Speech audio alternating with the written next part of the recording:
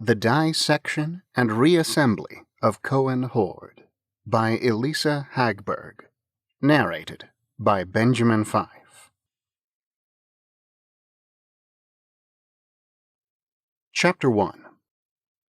The hammering on my door startled me so much I dripped raspberry jam all over the table. It splatted, red and globby, like my kitchen table was the scene of a very small murder. I grumbled, running my hands through my hair and grabbing my robe off the back of the couch, since I was still in boxers, and shuffled toward the door. It was too early for guests, but a tiny part of me wondered if it was Jocelyn. She'd smiled when I said hello to her yesterday, so it wasn't completely impossible. I opened the door as the retreating form of the Smacks rider jogged down the steps. A flat, Swift Max Extreme cardboard envelope lay on the doormat. Big black urgent stamp in the corner. I glanced toward Jocelyn's door, then bent over to pick it up, noticing as I did so that the name on the address label was wrong. I rushed over to the stairwell. "Hey," I called, though there was no sign of the Smacks rider. "This isn't for me. My name is Cohen. This is addressed to a Calla?" I checked the shipping label again. Calla Human? What kind of a name was that? But the address was definitely mine. Boy, somebody really screwed up. A door opened behind me, and I turned as Jocelyn peeked out, her red hair mussed in a bright halo around her head, makeup blurry around her blue eyes. She held a giant cup in one hand, phone pressed to her ear with the other, eyebrows raised in question. "Oh, hey, Jocelyn."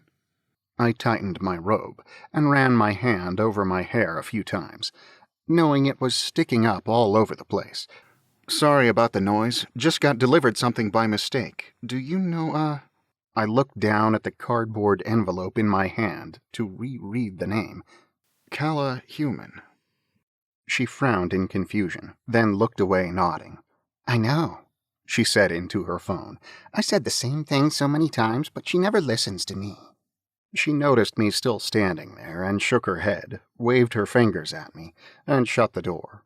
I stepped back into my own apartment, pushing the door closed behind me, and dropped the envelope on the table just before remembering the jam splatter. I grabbed a rag and wiped the package off the best I could, but there was a definite pink splotch in one corner.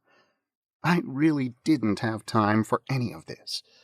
I'd been up till 1 last night working on my code for the Dark Wave demo, and I still couldn't figure out what the problem was. It was driving me nuts, and now I was going to have to deal with correcting some schmo's shipping error. Well, it would have to wait. I had to get to work. When I left a half hour later, I took my usual path through the park to get to work. The sun shone down like it owned the sky, but water from last night's storm still dripped from the trees that arched above the sidewalk. As usual, I was the only person carrying an umbrella. I shook my head wryly. Birds chirped at me from nests attached to the underside of the broad tree leaves, ready to face the world again now that the rain had stopped for the day. A bright red bill poked out of a nest ahead of me. Then the bird jumped out and set to work tidying its home, reweaving the twigs and branches that the storm had pulled apart. Saluting him, I stepped around a puddle on the path in front of me. Several joggers ran toward me. Their wet running gear splashed with water, and I scooted over, my briefcase with the inconvenient envelope held out to the side. I felt the whoosh of air before I heard it, and looked back as a hydrocyclist rode straight toward me like she was in a race. Before I had time to react, she swerved past, wheels slicing through the puddle in the path without even slowing down. Water splashed across my pants, destroying the crease I had ironed in them and cascading onto my shoes.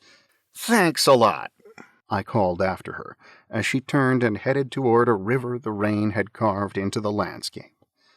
Without stopping, she jumped off the bike and ran straight through the thigh-high water, holding her bike over her head. Hydrocyclists.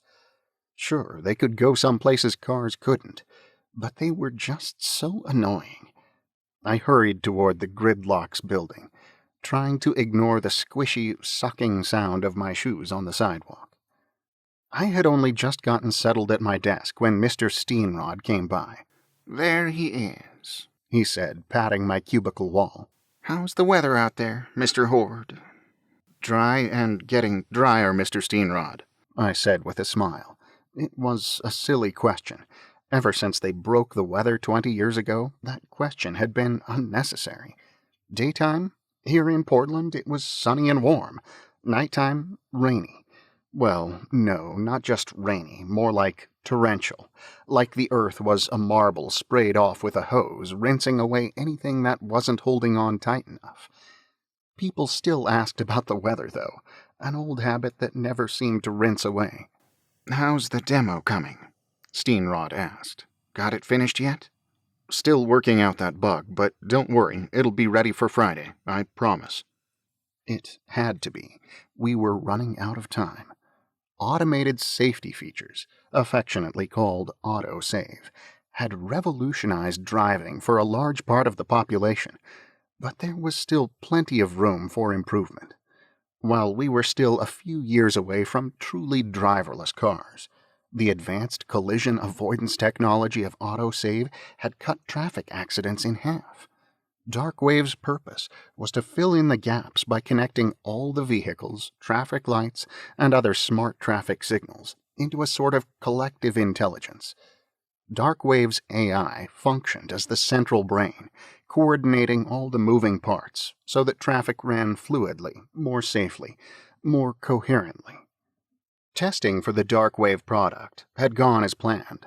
My job was simple: create a demo to show what the AI could do, something that would wow the investors and excite the dealers.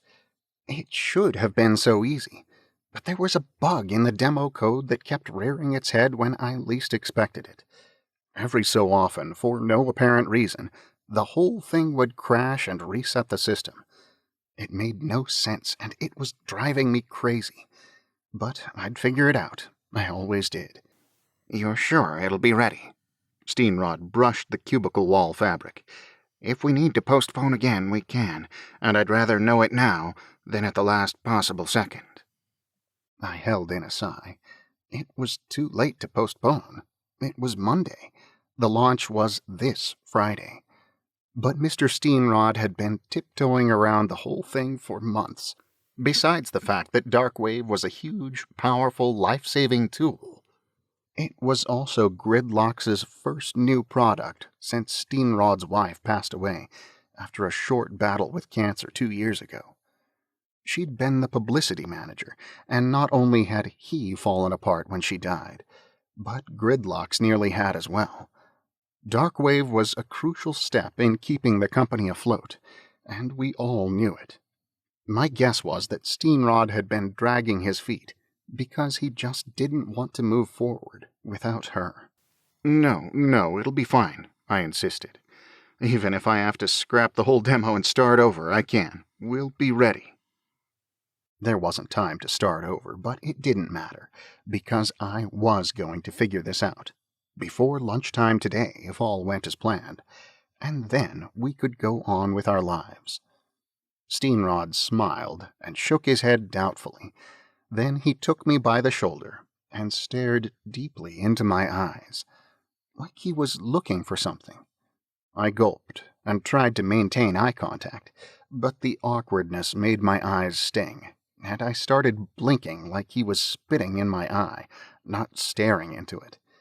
He finally let go and gave my shoulder a pat, then wandered off to pour his insecurities into someone else's cubicle. I exhaled and dropped into my chair. Mr. Steenrod was a great boss, definitely worth the idiosyncrasies, but they were multiplying, and I was getting worse at this new morning eye contact ritual, not better. The map of the traffic lights downtown hung from my cubicle wall next to an actual traffic light I used for testing. My desk was tidy, except for the stack of sticky notes, which Steve had obviously ransacked again. I took a deep breath, content in the predictability of my life, and opened my briefcase. The Smacks envelope lay on top, almost completely eclipsing all of the other essential items I carried with me everywhere I went. I exhaled and grabbed a pen, scribbling, "Not at this address," across the label. Guilt poked at me. The contents must be important for someone to extreme ship, and this was surely going to cause a delay, but I didn't have time to do more. I wove my way through the cubicles of the Gridlocks building, then slid the envelope into the Smacks drop box in the receptionist's office. They'd recently updated all of their drop boxes to the fancy model with the sensor, so that as soon as someone dropped in a package, a notification went out. The nearest rider should be there to pick it up in the next 20 minutes. It would have to do. Sheila looked up, noticing me. "Good morning, Cohen." Her smile flickered on and off, like she couldn't decide which expression to choose. She tucked her hair behind her ear. How was your weekend?" Same old, I said without stopping. Lots to do. Have a great day. I buzzed past her desk on my way out, then rushed back to my cubicle. If I was going to find that bug, I had no time for chit-chat. It was time for a stakeout. I grabbed a big bag of pretzels and a large bottle of water from my mini-fridge, and parked myself in front of my monitor. Then I turned on the demo and just let it run. And I watched it, and waited, and watched some more. I was afraid if I looked away, I would miss it. So far, I hadn't been able to replicate the set of circumstances that shut everything down. It would run perfectly for hours, or even days, and then crash out of the blue. But this time I would not miss it. I had diagnostics running in the background and a bag of pretzels in my hand. I was ready for whatever this code could throw at me. I was still staring at the screen at 6 o'clock when most of my coworkers had gone home. My eyes burned and my back ached. I would pull an all-nighter if that's what it took, but first I needed a bathroom break, and there wasn't anyone left to sit watch in my place. I pointed at all my monitors in the most commanding way I knew how. Don't do anything. I tiptoed away, looking back at the screens every millisecond or so, but the demo kept plugging along, running just as it should. I rounded the corner towards Steve's cubicle, and heard the whirring of a computer fan kick on behind me. No! I darted back to my desk to find the demo display window frozen, completely unresponsive. The terminal window reading, "Lookup error. Vehicle with ID XRF000435 does not exist." Aha! I caught you. You really were waiting until I wasn't looking, weren't you? I scanned the rest of the diagnostics for anything that stuck out, but nothing did. Still, now I had a lead, which meant I could go home and work from there. I saved everything, and then sent it to print so I could review it at home, even if the internet went out during the torrent tonight. Steve appeared while I waited for my reports to inch their way out of the printer and rolled his eyes. Everyone always made fun of me, but they simply didn't understand how helpful reviewing hard copies could be.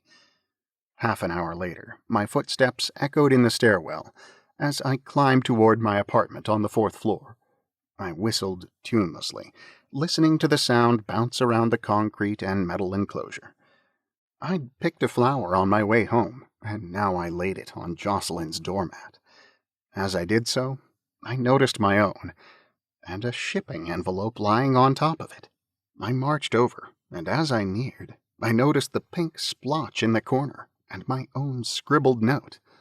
The envelope for Calla Human was back. Chapter 2.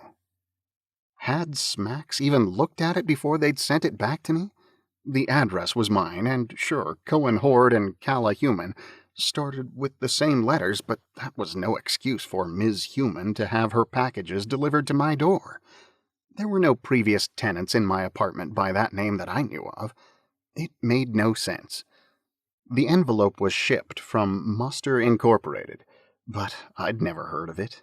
Too annoyed to even go inside my apartment, I looked their business name up on my phone. Their slogan flashed across the screen. Looking for something? Look no further.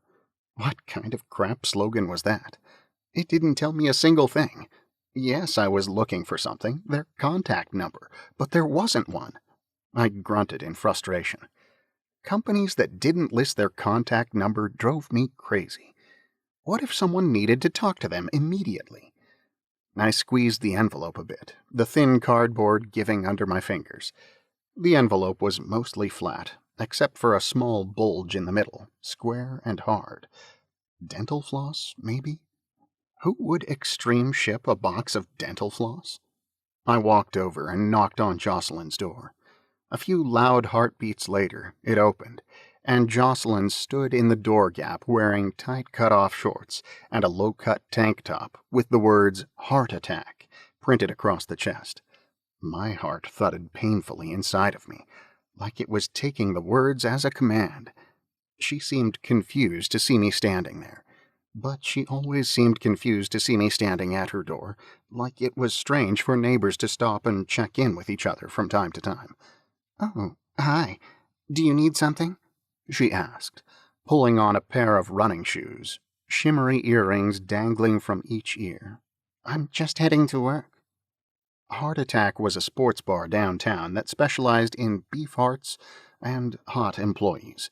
I'd been there a few times, but it was too loud and the sauce they put on the hearts was way too spicy. Sorry, I'm just trying to find the person this envelope is addressed to. They keep sending it to me by mistake." I held it up as evidence, proof that I wasn't inventing a reason to knock on her door. "What's the address?" she asked, leaning toward me. She smelled amazing, her flowery perfume so overwhelming it made me a little dizzy. "Well, it's my address, but the name is wrong. Do you know a Calla?" "As in calla lily?" "Yeah, but it's to Calla Human." She took a step toward me to get a closer look at the envelope, then stepped back, the remains of the smudged flower lying on the doormat at her feet. She lowered her eyebrows at me, frowning. "Is that from you?"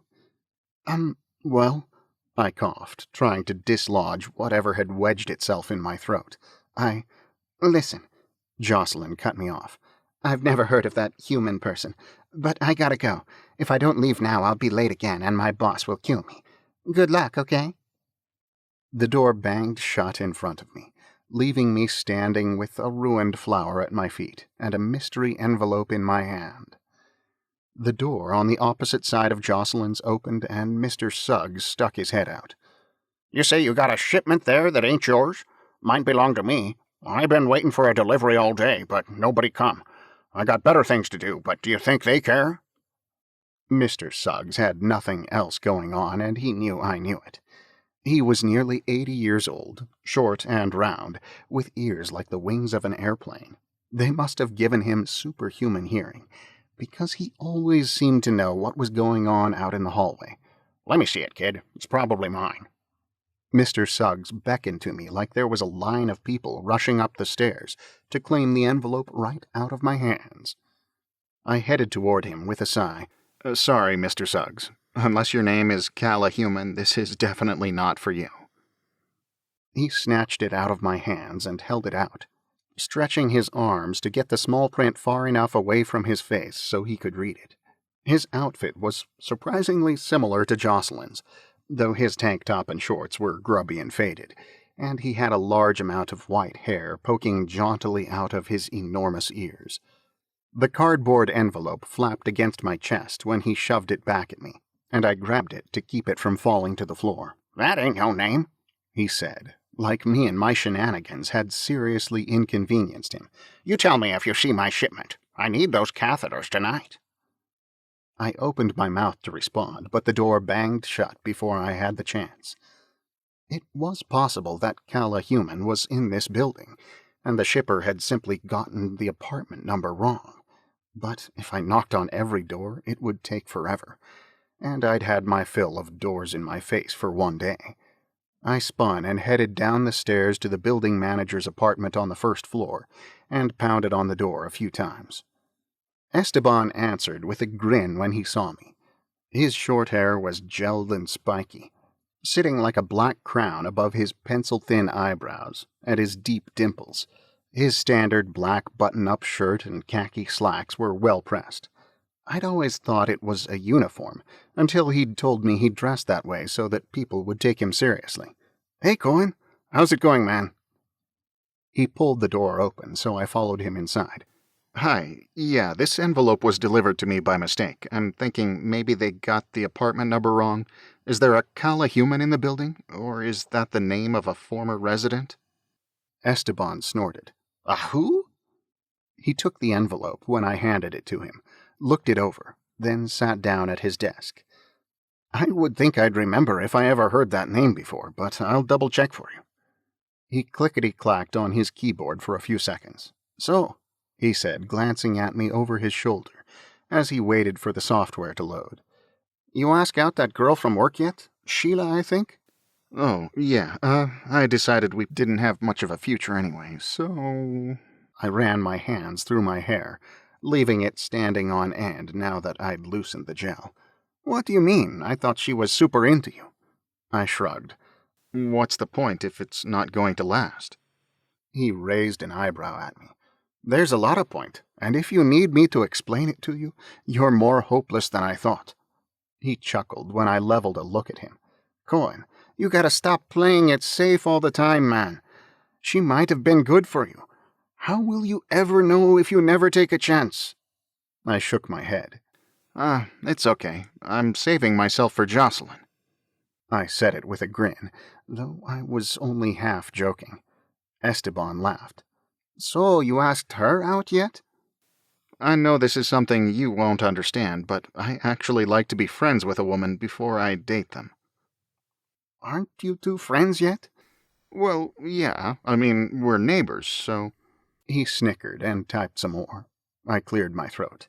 It's a work in progress. "Whatever you say, man." Esteban shook his head and spun to face me in his wheeled office chair. "There is not, nor has there ever been, a Calla Human on our list of residents. Now, if they're staying with someone else, I wouldn't know. I'm supposed to get notice of every person occupying the premises for more than 2 weeks, but you know nobody ever follows that rule. Pretty sure the Whitehursts on the second floor have at least 18 people in their little 2-bedroom. But as long as they pay their rent and pass their cleaning checks, I'm not really going to worry about it. Sorry, man." I tapped my thigh. It's okay. It was kind of a long shot. I think everything about this is one big typo, but I had to try. They sent it Swiftmax Extreme, so I figure it's important. Just wanted to do my due diligence. Esteban nodded, a crooked smile on his face as he handed the envelope back to me. "I know. That's your thing, and I respect it." Say, I've got some of my grandmother's lasagna upstairs. You want to come up for dinner? "Can't. I've got a job with Ranji. You should join us sometime. You need to get out. You could come tonight. I know Ranji wouldn't mind." No thanks. I've got a lot of work to do. You go ahead. I carried my mystery envelope toward the door. Even if I hadn't been too busy, I would have said no. Ranji was a lot to handle. But be careful out there, Esteban, I said on my way out. Make sure you get home before the rain starts. He laughed his easy, infectious laugh. "Always, man, always." I went upstairs and called Swiftmax, explaining the whole situation. 15 minutes later, a rider picked up the envelope, and it was officially no longer my responsibility. Whoever was waiting around for this mystery envelope wouldn't receive it any time soon, but Swiftmax Extreme or not, I'd done all I could. Time to let Smacks correct their own mistakes. Hopefully they'd get it right this time. I heated up Grand's lasagna and sat up in bed with my laptop and my printed sheets, searching through all the diagnostics, hoping to find an explanation for the crash, a clue that would tell me where to look next. The only problem was that I wasn't seeing anything. The lookup error had shown up out of nowhere, and the system had just shut down. I huffed in frustration, then logged into the Gridlock server and set up a diagnostics test to run 24/7 and the demo to automatically restart whenever it crashed. If I got lucky, it might crash a few more times tonight, and I'd have enough information to actually figure out what was going on. Since I had run into another wall on the world's most infuriating bug, I forced myself to work on my latest mini diorama for a while to help myself unwind. I was almost ready to slip the minuscule building I'd constructed into the test tube. All it needed was some plants to finish it off. More tiny test tube dioramas that I'd painstakingly created over the last several years lined the shelf in the corner. But this was one of my favorites. I'd been hoping that working with my hands would let my subconscious relax and magically figure out the bug on its own. But instead of finding answers, I found myself nodding off. Even so, I was still awake when the lightning started, and before long the rain ran down the window pane of my bedroom like I'd driven my apartment through a car wash. I woke up to a pounding at my door again, the last of the rain dripping down the window, the sun up but not yet visible behind the heavy clouds. I pulled on a robe while I jogged toward the door. No one was there.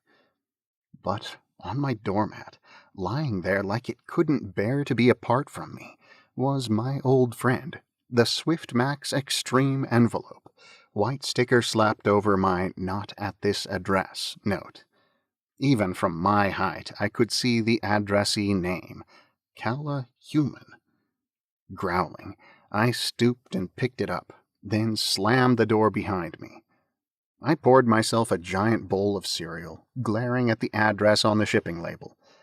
It seemed like the universe, or at least Swiftmax Delivery, really wanted me to have this envelope. Maybe it was meant for me, and only the name was wrong. The first initials of the name were right, so perhaps someone had had a small seizure after starting Cohen and Hoard, and no one had ever caught the error. Plus, hadn't I done all I could? Curiosity got the better of me. The only way I would know if it was for me or not was to see what was inside.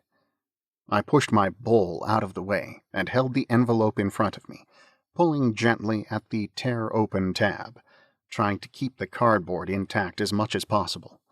I lifted the flap and peeked inside. The envelope held only a small plastic case, white and smooth and hinged in the back. There was a sticker across the opening at the front that read, "Medical Specimen." My curiosity shot through the roof. I peeled back the sticker with a fingernail and lifted the top. Inside the plastic case was a human tongue. Chapter 3.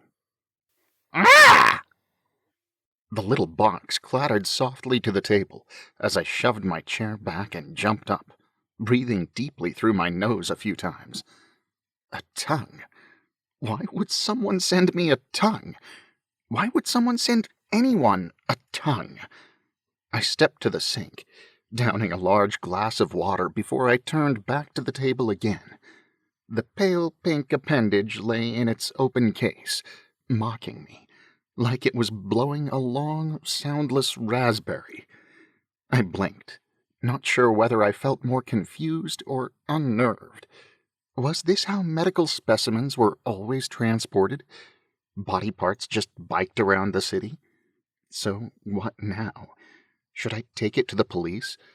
This Calla person was probably sitting somewhere, waiting for their tongue transplant. But while the police could probably find out exactly where this tongue needed to go, it would likely be tied up in bureaucracy until it was far too late. The image of Grandpa popped into my mind, hooked up to a machine, waiting for a kidney that never came. I paced the length of my tiny kitchen, banging my knee on the chair I'd left in the middle of the floor, and cursing as pain shot up my leg. I wasn't sure why this specimen came to be in my possession, but it didn't really matter. What mattered was that I had it. And since Smax was unable or unwilling to deliver it to the right location, the responsibility fell to me. I closed the lid on the white plastic box, looking at the contents as little as possible.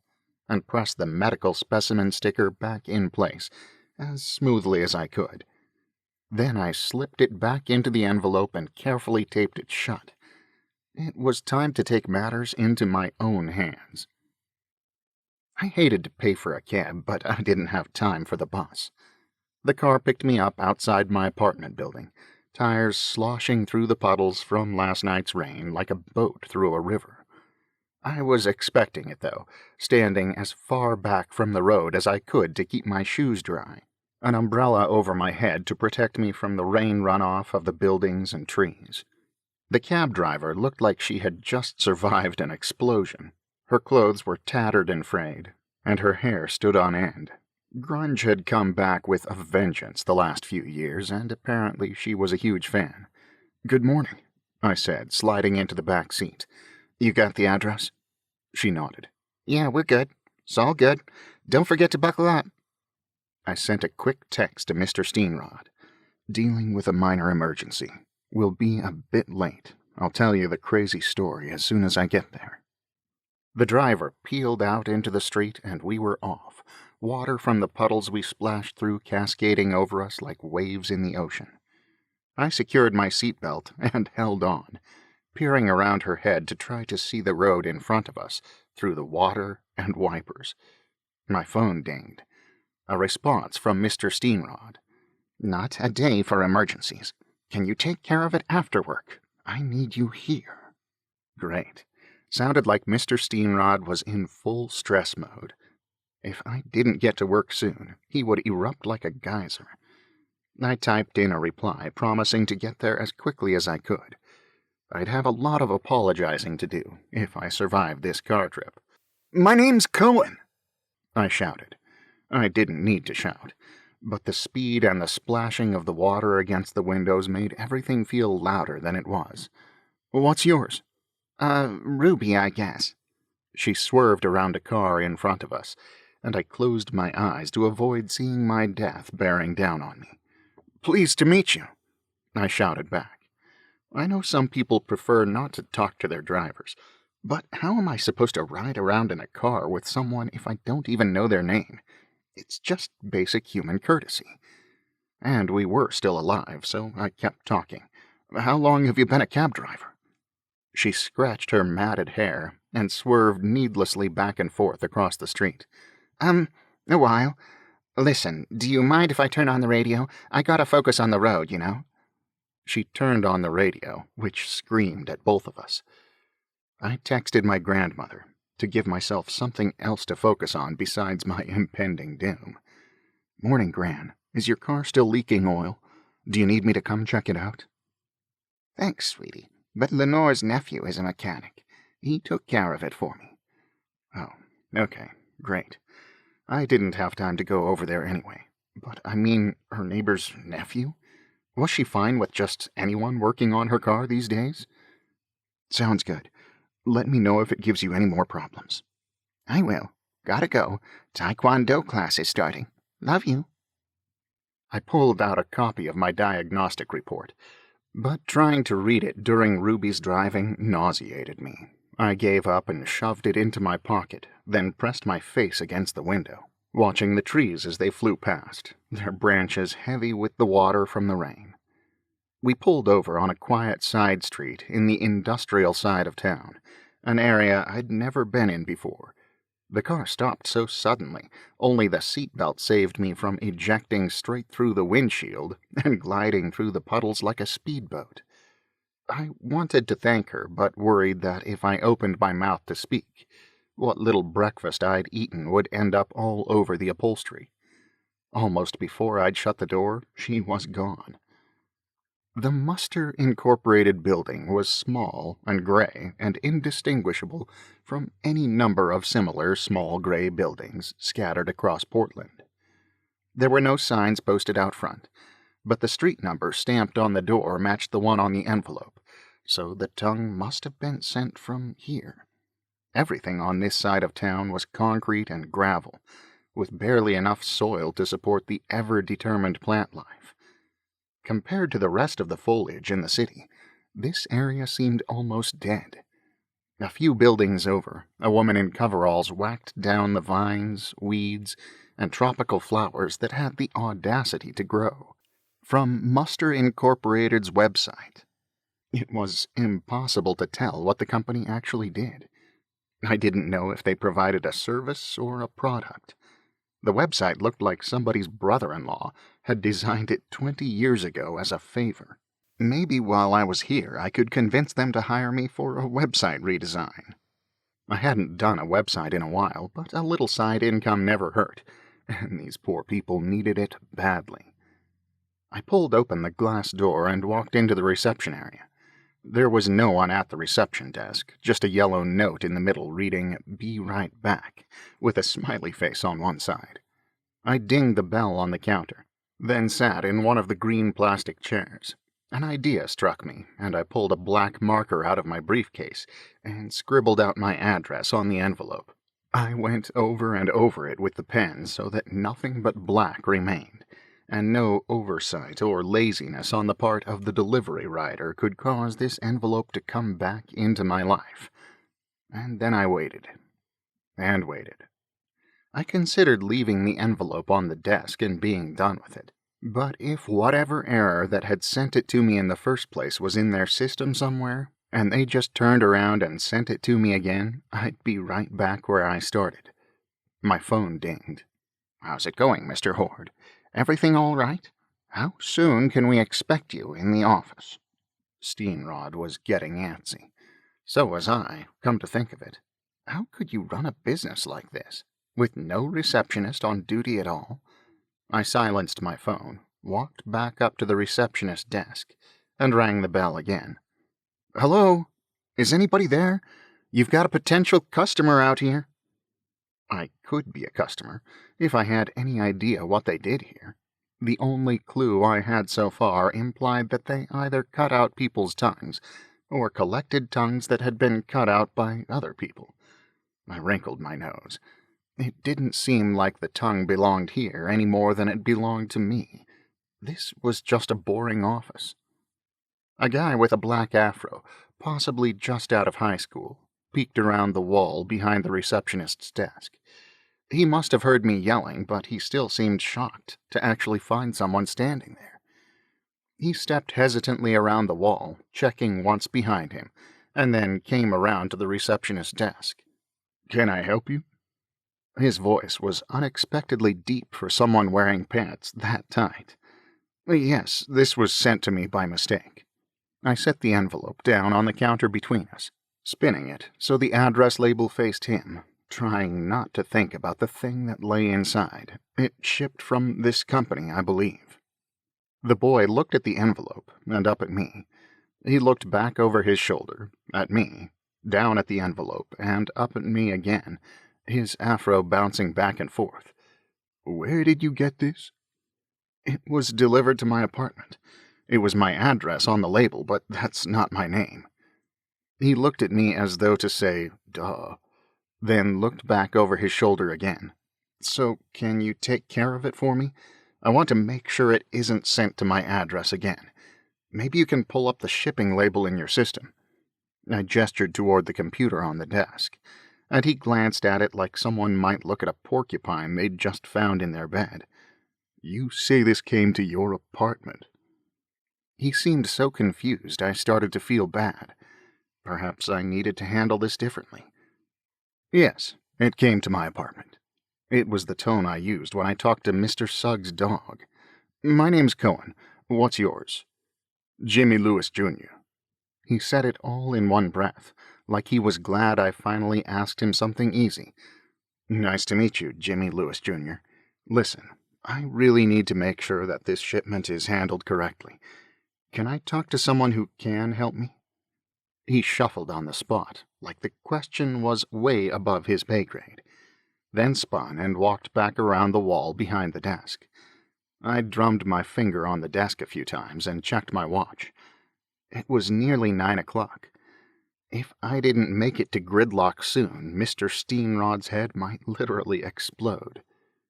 Jimmy Lewis, Jr. poked his head back around the wall and beckoned me to follow him.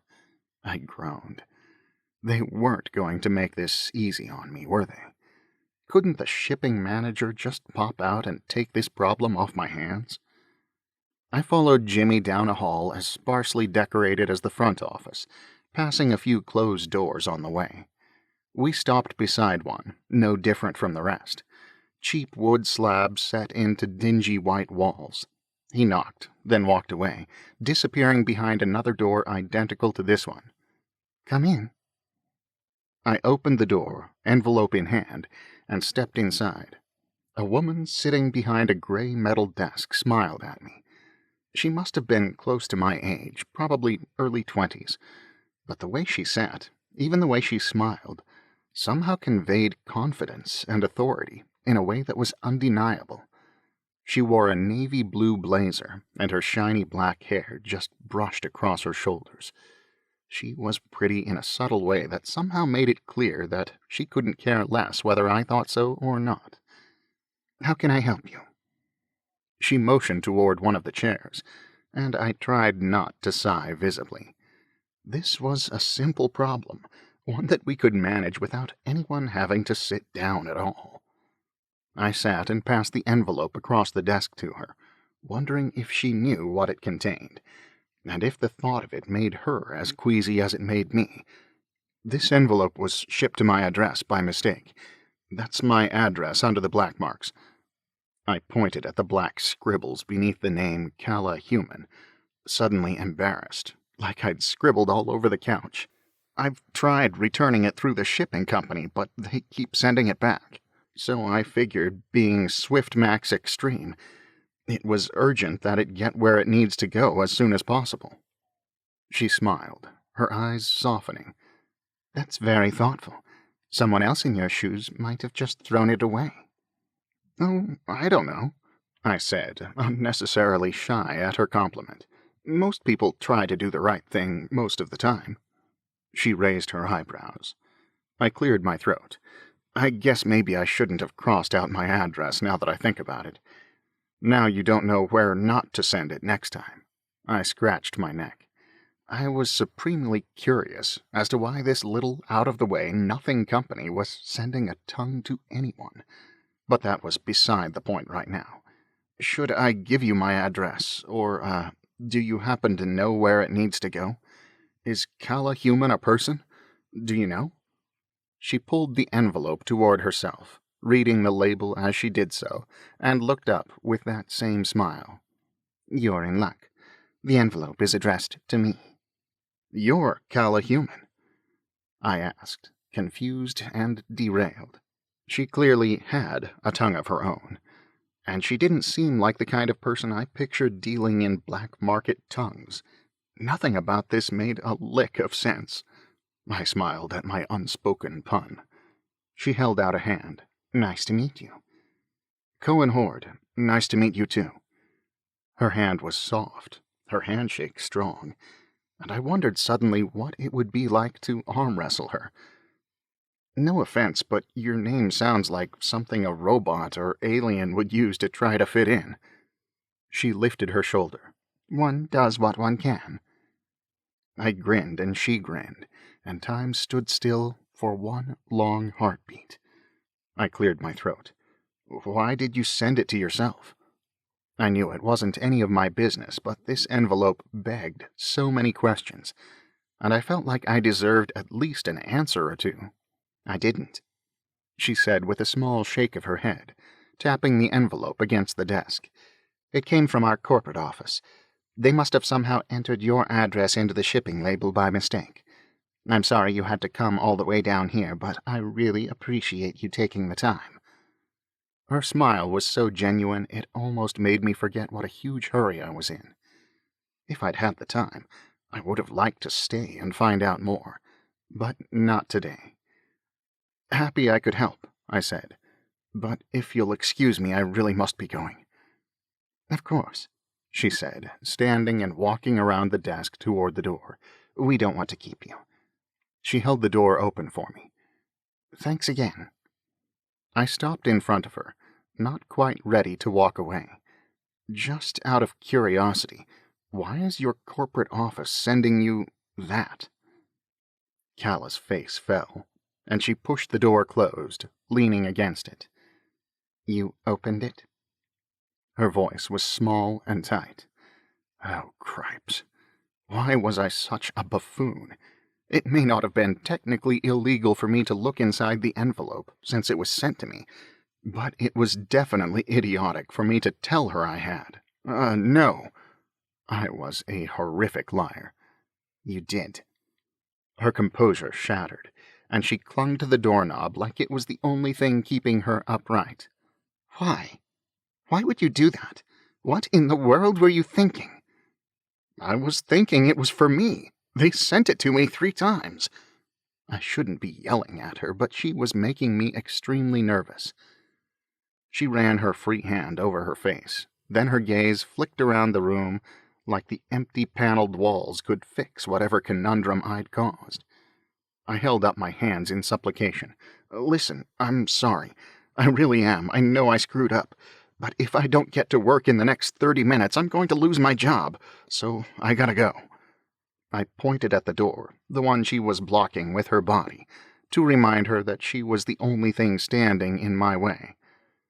Her lips turned up, but her eyes were sad, and she suddenly looked like a little girl.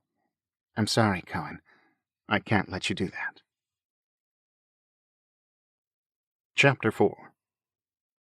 I laughed, but it wasn't remotely funny. She had to be joking. But she just stood there watching me. I pushed more laughter sounds out of my mouth. "You can't just keep me here." She couldn't have been a whole lot more than 5 feet tall, so I towered around a foot above her. It would have been easy to push her aside or pick her up and physically move her, yet she stared me down, daring me to try to go through her, until I felt small and insignificant in front of her. "You can't just keep me here," I croaked. "I'm pretty sure this is kidnapping, or unlawful restraint, or... You can't just keep me here." My voice cracked through the small office, absorbed by the popcorn ceiling. She nodded, as though to herself, and her mouth tipped in a tiny smile. "Calm down. We're not staying here. I need you to come with me." "What?" My voice was still high and squeaky, and I didn't know how to make it stop. "I'm not going anywhere with you. I'm getting the cripes out of here before I lose my job." "Wake up, Hoard," Calla said, pinning me with a powerful stare. "This was sent to your address. You opened the envelope. You're a part of this now, whether you like it or not." But you..." Coherent speech seemed to have abandoned me. What did she mean I was part of it now? A part of what? What the Sam Hill was going on? I'd just been trying to do the right thing. I didn't have time to get sucked into some severed-tongue soap opera. Calla walked around her desk and picked up a faded blue duffel bag with a badge sewn onto the strap. I sat back down and pulled out my phone, but didn't have a clue what to do with it. Should I call the police? Would they believe I was being held hostage by an attractive woman with a tongue in an envelope? My notifications were filled with several frantic messages from my boss, asking where I was and why I was abandoning him. I started typing a reply, hoping to talk him down from his ledge. Calla stepped in front of me and snatched the phone out of my hands. "Whoa." I tried to grab it back, but she stayed just out of reach. I drew myself up to my full height. "Now you've gone too far. Return my phone, this instant." She shoved it down her shirt, then tucked the shipping envelope under her arm. "Let's go." She grabbed my arm with vice-like fingers, dragged me out of the room and toward the back of the building. "What is wrong with you?" I asked, yanking my arm out of her death grip. "Did you learn your social skills in prison? This isn't how you treat people. Or phones." She rolled her eyes and kept walking. "I'll give you your phone as soon as we've had a chance to talk. Until then, I can't let you call anyone. Just come with me, okay? Everything will be fine."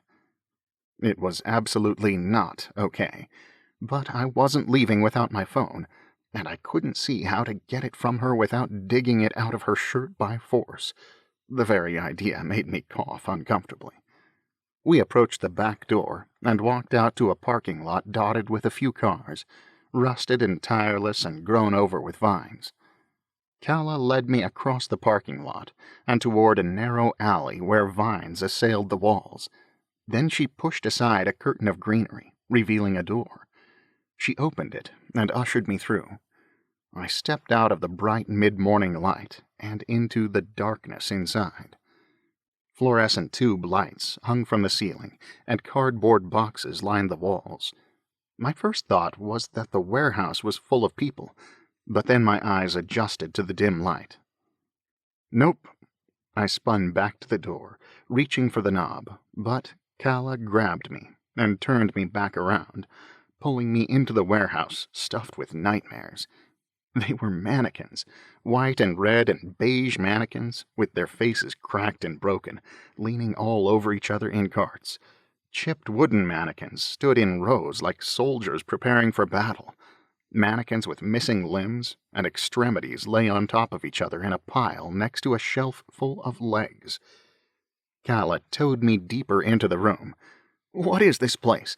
Why are you here? How can you stand it?" She ignored me and dragged me further away from the safety of the sunlight and the fresh air and the mannequin-free outside world. "We've got a problem," Calla called out. Who was she talking to? The mannequins? If these mannequins responded, I was going to be very unhappy. "What?" a voice called back in response. A short kid with round cheeks and big black eyes popped around a cluster of mannequins that were all missing their heads. I did a double take. It was like the past had jumped out and punched me in the face. He looked just like Peter. Of course, it wasn't Peter. I knew that. But seeing him so suddenly shook me all the way down to my freshly polished shoes. Calla towed me around the headless horde and pushed me out in front of her. "This." She held her hands wide, gesturing from my feet to my head, like every inch of me was the problem. The Peter look-alike grinned and waved. Behind him, Jimmy Lewis Jr. stood at a workbench that ran the length of the wall, next to a tall woman with waist-length blonde hair facing away from us, and typing on a laptop. The blonde woman glanced at me over her shoulder and scowled, her eyebrows so pale they blended right into her face. "What is this?" "I don't know." "My name is Cohen Hoard," I interjected. "I'm a software engineer, and I really need to leave now." Calla threw her duffel bag onto a couch tucked between the workbench and a shelf full of boxes and handed the envelope to the blonde woman. "This got sent to his address, so I want to know if we screwed up or if it was the client." The blonde woman nodded, taking the envelope in one hand while typing furiously with the other. Calla looked at me and gestured toward an empty spot on the couch. I glowered at her. "I'm ready for some answers," I said instead of sitting. I folded my arms across my chest, hoping that all the push-ups I'd been doing lately showed in my shoulders. "I brought the tongue here assuming it was on its way to some poor tongueless soul, but now I don't have a clue what's going on. Who are you? What is this company you work for? And what under the cloud-filled sky does any of it have to do with me?" I cleared my throat. I hoped that had come out as authoritatively as I'd intended it to. Calla lowered her eyebrows. "A tongue." She directed this toward the blonde woman instead of me, but the woman held up her hand in a hang-on gesture. "We haven't had a tongue yet," Calla said. "Was this sent by someone else? Does he have more than one team?" "Does who have more than one team? Are you CIA or something?" I glanced toward the two younger boys taping up boxes, racing to prove who was more skilled with the tape gun. Or something else. "And what do you mean you haven't had a tongue yet? Are you cannibals?" I'd meant it as a joke, but as I said it, I realized it could very well be true. This place was weird. Anything was possible, and I had to get out of here. For one brief second, I considered running for it, but they did have my address. And Jocelyn lived so innocently and deliciously next door. I had to keep them away from her. "You're not, are you?" I laughed awkwardly. "What do you want with me? If you plan to eat me, I swear, I will not make it easy on you." "Wow." Calla smiled, almost to herself. "Cannibals. I like it. But you're really not our type. We like 'em young. Babies if possible. I will not eat anyone who is a day over 5. "That's horrible," Jimmy Lewis Jr. said. "I will," the Peter lookalike said. "Put some sriracha on it, and I'll eat anything." The tall blonde woman shook her head. "You guys are disgusting." I stared at the 4 of them, trying to figure them out. "You know what? I don't even care. I just need to leave. I have to get to work. I won't tell a soul what I've seen here. Honestly, I don't know what I've seen here, so I couldn't tell anyone if I tried. If you give me back my phone, I'll call a cab and disappear, and we can all pretend that none of this ever happened." I finished by putting my hands on my hips. Doesn't get much more authoritative than that. Calla looked unimpressed. "You aren't going anywhere until we figure out what's going on, so you may as well make yourself comfortable." She gestured toward the couch again, more forcefully this time. "You dragged me here by force," I barked, staying on my feet. "If you want me to be comfortable, you should give my phone back, and I've already told you everything I know, so there is zero reason to keep me here. You can get to the bottom of this without me."